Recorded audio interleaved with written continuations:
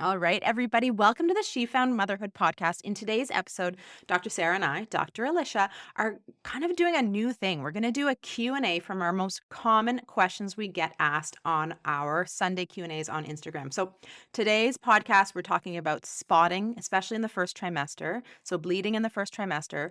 We're going to talk about nausea and vomiting in pregnancy, some tips and tricks, both from a dietary point of view and from medicines. We're also going to chat a little bit about how to help decrease the risk of tearing in childbirth. So, a little bit about perineal massage. We're going to chat about fetal movements, when to feel them, what's normal, when you call your care provider, and last but not least, the thing that starts and ends our pregnancies, hemorrhoids and constipation. What can we do for them? What are they? And how can we help to decrease the impact they have on us? So, we'll get to that all right after this quick reminder. Welcome to the She Found Motherhood podcast. We are doctors Sarah and Alicia, maternity physicians and moms who have been through it all. We want to empower you with knowledge so you can have the best pregnancy, birth, and postpartum experience you can. She Found Health and She Found Motherhood is meant for general medical information only. The content of this podcast is not intended to be a substitute for professional medical advice, diagnosis, or treatment. This information does not apply to every situation. If you have questions or if you've received different advice, please contact your healthcare provider. Always seek the advice of your physician or another qualified health provider with any questions you may have regarding a medical condition. The views expressed by She Found Health and She Found Motherhood and our guests are not representative of any of the institutions with which we are affiliated. Some of our podcast episodes are sponsored so that we can keep getting great info out there to you, our listeners. We only partner with companies that we truly believe in. Some of our links and suggestions may be affiliates, and we would appreciate you using them to help fund this important work. Now let's get to it. So, if you are listening and you're also a follower of ours on Instagram, you will know that every Sunday, I think we've done it for like almost every Sunday, except for maybe one Mother's Day or something. We're so committed. We do a Q&A. So we throw up a question box and our community sends us so many questions and we just don't have the capacity to answer them all. So we thought we would try and answer some of them through our podcasts. So we'll be doing a number of these episodes over the coming months. And what we're going to do is try and answer the most common questions that we get asked on our Sunday Q&As. So first question, spotting in the first trimester. What causes it? When should I worry? When should I call my provider? Take it away, Alicia. This is such a loaded question. It is. There are so many reasons you can have spotting in your first trimester, and some of them are worrisome and some of them are not, but oftentimes it's hard to know until we see that cute little baby on ultrasound or hear them in the office. So first trimester bleeding, some of the more common reasons is our cervix changes in pregnancy, and the cells on the inside of our uterus kind of travel to the outside of the uterus. And as you can imagine, those cells on the inside of your uterus that are lining the uterus, the ones that you build up every month and bleed when you have a period, also are the ones that your placenta attaches to. So there's a lot of vascularity, a lot of blood vessels there, which is normal and fine and really necessary. When they travel to the outside of the cervix due to the kind of pregnancy hormones, sometimes that can get boinked a bit if a penis or something else hits it, and it can bleed a little bit. Now, this isn't worrisome. It's not dangerous. It's very far away from your pregnancy, but obviously it can be very anxiety provoking. So that's certainly one reason that we can have some spotting in the first trimester. If you've had some intercourse or a toy or something in your vagina and it's hit those cells, it can cause a little bit of bleeding. Usually that's spotting for a day or two and then it goes away. Another super common reason, again, most of the time is not worrisome to your pregnancy, is when there's a little bit of a detachment of your placenta from the uterine wall. And usually these are very mild, but can cause spotting for a few days, maybe a little bit longer, maybe up to a week, and then tend to resolve. And we can often see them on the ultrasound that we get. So those are two of the more common reasons that are not worrisome or do not cause trouble in pregnancy. But we usually do like to have a look at your cervix to see if you have those cells on the outside and get an ultrasound just to kind of confirm that everything is fine with your baby. And sometimes we can see those little kind of separation of your placenta from your uterine wall. So, like Alicia said, those are two of the most common non-worrisome causes. The more worrisome things most people would know would be natural pregnancy loss, otherwise referred to as miscarriage. And so, unfortunately, we can't tell just by the description of your spotting what's happening. So like Alicia said, we have to get an ultrasound and see what's happening in there. I've had people call me and they have light spotting, minimal cramping, and they've actually had a pregnancy loss. I've had other people call me with, you know, very significant bleeding and everything's fine. That's wild. So, we just can't know. So I always tell people that it could be a pregnancy loss, but not to get worried until we get those ultrasounds and have a look and make sure the baby's growing well. Another really worrisome cause, which again is quite rare, is something called an ectopic pregnancy. So, ectopic just sort of means outside of where it should be, right? So, a pregnancy that's implanted in the fallopian tube or somewhere else, sometimes just up in the high corner of the uterus instead of in the lining itself. This is most often associated with significant pain as well. So, if you're having pain, and bleeding, and we haven't had another ultrasound that's confirmed that there's something growing inside your uterus, then this is considered an emergency, and we would want to urgently get an ultrasound done. Those are sort of the two most worrisome causes for first trimester bleeding, and then there's all other sorts of like implantation bleed, which is kind of vague and earlier on. Sometimes we have no idea what causes the bleeding, So many times we have no idea. but the pregnancy progresses on normally. So, Yeah. yeah. So the most important thing is touch base with your care provider.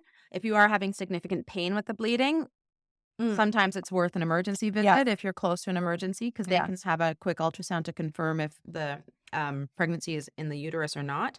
Obviously, if you're having heavy, heavy bleeding, like soaking through a pad an hour for 4 hours, that's an urgent visit. That's Yeah. not a wait the next day to talk to your care provider. But if you're having some mild spotting with maybe a bit of cramping, usually touching base with your care provider within a day or two just to see them and get an ultrasound ordered, and blood work if necessary for your blood type, depending on how far along you are, is really important to do. Yeah. Yeah. And I think the most important thing to know is that don't try not to worry, right? Easier It's said like than done. so much easier said than done, but we just can't know. But always call us, right? Any spotting, and we can help figure out what might be going on. Emergency calls in the middle of the night, if you're having that heavy, heavy bleeding, pain with bleeding. Otherwise, check in with your provider within the next day or two. Yeah. So the next most common question we get, again, kind of in that first trimester, unfortunately for some people it does last throughout their pregnancy, or kind of what are some tips for nausea and vomiting of pregnancy? And so we've done a ton of podcasts on this. We've done Yeah. one on kind of more medicinal, so medication, and we've done one with Noelle from Nourish Beginnings around kind of food that you can use in that first trimester. So we'll summarize a little bit. So essentially, this is from the pregnancy hormone that is causing that nausea and vomiting. So it's a reassuring sign in early pregnancy if you are nauseous, generally speaking. So sometimes just Yeah. knowing that, rechecking your mindset can be really beneficial. It's actually a very reassuring sign. Some of the things that we can do from a non-medicine point of view is, oftentimes it's having something in your stomach will help that. So if you get hungry, you often get more nauseous. So having small snacks throughout the day, pairing a protein with your carbohydrate, so crackers with peanut butter or apple and cheese can just help kind of keep something in your stomach a little bit longer. We often crave carbohydrates, so if you can pair it with a protein, that's often beneficial for preventing it from coming back in a little bit. And then ginger has been actually shown to help, so you can have a ginger tea or a ginger lozenge. The other thing that's helped, and Noelle kind of taught, I think both of us this, is citrus or sour stuff. Yeah. A green apple, or putting some lemon or lime in your water and sipping that throughout the day can help. Also, some people swear by those lemon candies, again, a Yeah. lozenge just to suck on. And then another thing that's important to remember, and Sarah will talk a little bit more about medications, is oftentimes it's worsened if we have heartburn. And because of the progesterone, the progestation, again, good thing for pregnancy, we can get a little bit more heartburn in those early stages, which can worsen kind of that nausea and vomiting in pregnancy. So if you're doing all those things at home with the food and, small sips of water, and you're still really symptomatic, so still feeling unwell, medications are definitely an option, and there's lots of safe options. So if you're just feeling nauseous at night, you can take Gravol. That's totally safe in pregnancy. The most common medication we prescribe here in Canada is called diclectin, and it's simply a combination of vitamin B6 and an antihistamine, and it can work really well. It can be quite sedating, but that's our first line medication that we would go to, and it works really well for most people's mild nausea and vomiting. So people who are mild but affected enough that they're, unable to get through the day without vomiting, that's not okay. Then there's other more, a number of other medications that we can use if your symptoms are not controlled with diclectin. And these just include other common anti-nausea medications. So Maxarin is one, ondansetron is another. And those are things that you can ask your provider about if the diclectin isn't enough. And like Alicia said, there are safe medications for heartburn. You can take a few Tums, but generally speaking, they're not that effective. So getting a prescription for one of the medications that we have, like ranitidine or famotidine or a proton pump inhibitor, can really help. And some people actually, all they need to take is a medication for reflux, and it just helps calm the reflux down enough. And then they do all the lifestyle changes as well that they manage. And most people, it clears by sort of that 12 to 15 weeks. About 20 to 30% of pregnant people are stuck with it for the whole pregnancy. Gross. And then certainly if you're not able to keep any fluids down, if you're Yeah. continually vomiting despite being on these medications, sometimes we do have to admit people for 2 to 3 days for IV hydration, and we give them all their meds intravenously, and then we slowly transition them back to oral. And it takes that kind of reset to get them so that they can manage at home on oral medication. So certainly if you're really struggling, you can't keep things down, you're dehydrated, despite being on all of the medications, let your care provider know, because sometimes we do need a couple days of admission into the hospital to kind of just reset things and get you so you can get back home and start eating and taking in fluids again. And the biggest thing is the fluids. So Yeah. yeah. Alicia has one other great tip about gummy vitamins, right? Oh, yeah. So prenatal vitamins, those big old course pills They're so big. with iron in them, often make people really nauseous. And so really all you need is a kid's chewable or gummy vitamin and folic acid. So if you find that when you take your prenatal vitamin, you're getting really nauseous, then just go out and buy some kids chewable vitamins or kids gummy vitamins. We want the kids one because it's got less vitamin A than the adult, and then a folic acid. And then hopefully you can make it through. Do that. Heck, if you want to do that the whole pregnancy, it's totally fine. Totally. Iron is not absorbed from your prenatal vitamins very well anyway. So if you need to take an iron supplement, we usually ask you to take one on top of your prenatal vitamins regardless. So we'll we have a podcast that goes into a lot of detail around this. It was the first one we ever did. Yeah. So we'll link that below. Because it's so common. Because it's so common. Yeah. Hey, Sarah. Do you know what I've never asked you? Did you take a prenatal course when you were pregnant? We did. Even though I'm a maternity care provider, my husband and I thought it would be an important process for us to go through together. That's so cute. It must have been so hard for you guys to coordinate your busy schedules, though. Oh, tell me about it. I was a medical resident at the time, and he was working full-time. We really struggled to find a course that would fit our needs and ended up doing a semi-private course that still was challenging to schedule and quite expensive. Wouldn't it have been nice for you guys to have access to an online course with evidence-based content that you could do from the comfort of your own home or on your own time at your own pace? You're telling me if I had had access to something like our Pregnancy to Parenthood Prenatal Masterclass, it would have been a game changer. And that's the big reason we put this course together, to provide parents with access to a reliable, comprehensive prenatal education from the comfort of their own homes and the ability to watch it and rewatch it when and where they choose. Plus, it's got so much great information about preparing for the fourth trimester, which I'll admit, I felt really unprepared for. We focus so much on labor and birth when we're pregnant without understanding how challenging breastfeeding in the fourth trimester can be. I hear ya. And that's why we put together such a comprehensive module all about what to expect for the fourth trimester and for your newborn. If any of you listeners are pregnant and thinking about a prenatal course, I may be biased, but I would 100% recommend our online course. Head on over to www.shefoundhealth.ca/masterclass to check it out. We promise you won't be disappointed or your money back. So question number 3, how do you prevent tearing in birth? And if I had a bad tear, will I tear again? So this is such a common concern. And I think I would just start by saying, like, most people have some tearing in childbirth. Especially in your first. Yeah, there's sort of 4 degrees of tearing. The first, I just describe it as like you scraped your vagina. The second, it tears into the muscles a little bit. The third, it tears through the muscles and then a little bit to the muscles that surround your anus as well. And the fourth is all the way through the muscles in your perineum and through your anus.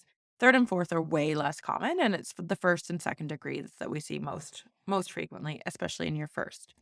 So I don't think we did a podcast, but we do have a handout about perineal massage. Yeah, it's a great one. So we'll link it below. So make Yeah. sure you sign up for it and you'll get sent it in your email. Yeah, and perineal massage, there is some evidence that it helps prevent complex tears, so those third and fourth degree tears, and it also helps reduce the risk of needing an episiotomy. And so we won't go into detail about how to do it here because it's clearly really well laid out in that handout. So download that. And a lot of people ask, if I had a bad tear, will I tear again? And what if I'm going into my second pregnancy?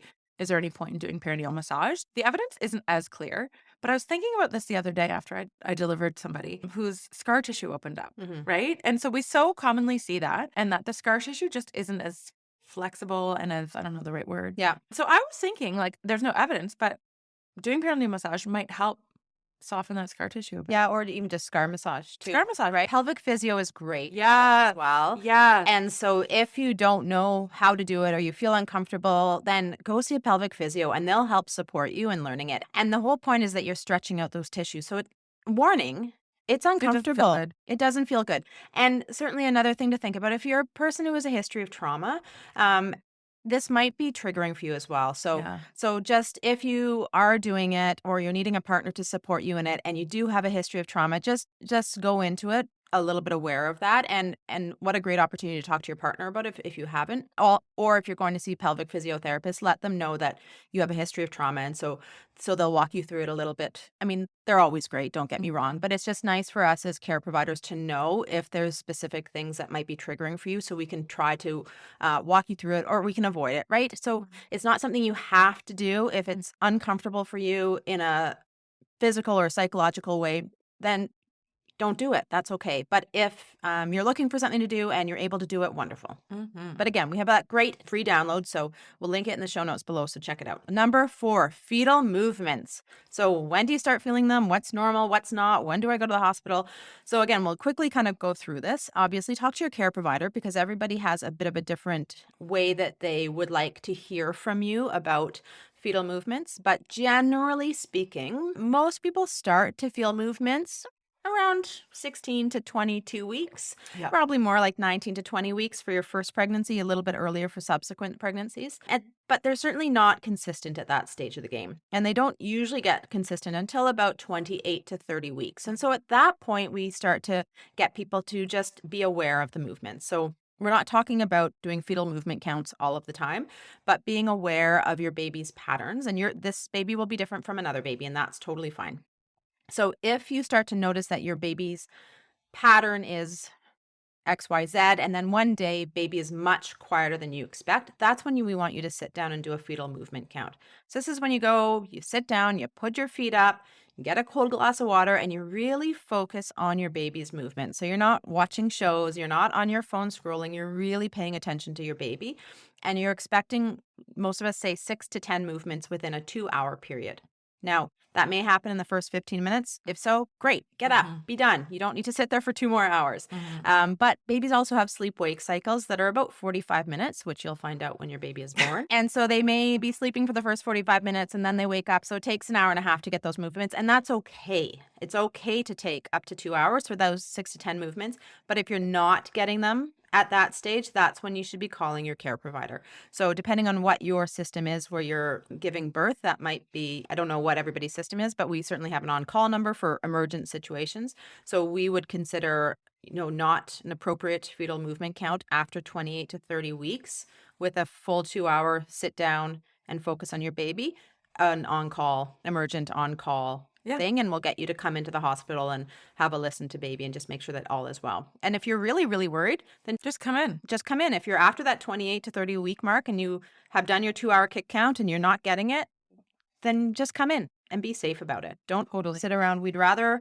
rather see you and everything be normal than you be sitting at home not wanting to come in and bother anybody and something actually happens. So Yeah. yeah. Anything I missed on that? No. The only thing I would say is that as baby grows, the movements change, but they should still be moving. So when your baby's like 38 weeks, you're not gonna feel those, They're very squished in there. right? Those jabs. You feel baby sort of rolling around. So the movements will change, but as long as they're consistently happening and you're feeling them, that's fine. It's when they decrease in frequency that we want to hear from you. Yeah, I get questions around people having Yeah. like, I have so much movement. Is that bad? Oh no. fine. Yeah, we get that question all the I time. mean, you might have a very rambunctious toddler, but no, that is like, no. No Too much such thing as movement. too much Yeah, movement. exactly. Yeah. Okay. Exactly. Last question for today. Hemorrhoids and constipation. Help. I think you did a podcast on this. Yeah, sure did, but Yeah, right? So we're going to link that below. But basically, they're super common. Okay, so ask your provider. Do not be embarrassed. They happen, constipation happens for most pregnant people and hemorrhoids as well. And the reason being is that beautiful hormone,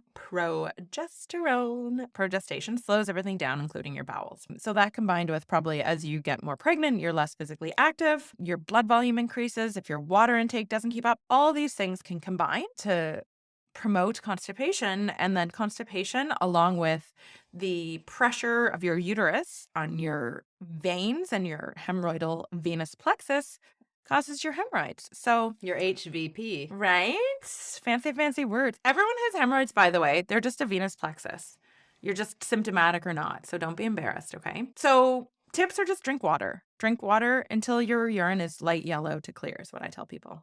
There's no set amount. Have a diet that's nice and high in fiber. Move a lot. So walking, get yourself a squatty potty. We'll link one of those in the show notes below. And so that is See your pelvic physiotherapist. Yes, as well. they can help with constipation. And then there's some medications that can be helpful. Yeah. Over the counter. Yeah. And PEG 3350 or also known as Restorelax or Laxaday, Miralax.